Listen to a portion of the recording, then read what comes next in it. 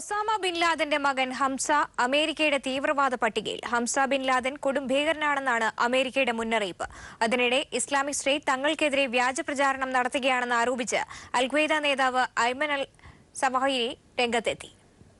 വേട്ടയാടപ്പെടേണ്ട തീവ്രവാദികളുടെ പട്ടികയിലാണ് അമേരിക്കയെ എക്കാലത്തും ഞെട്ടിച്ച ഒസാമ ബിൻ ലാദന്റെ മകനെയും ഇപ്പോൾ ഉൾപ്പെടുത്തിയിരിക്കുന്നത്.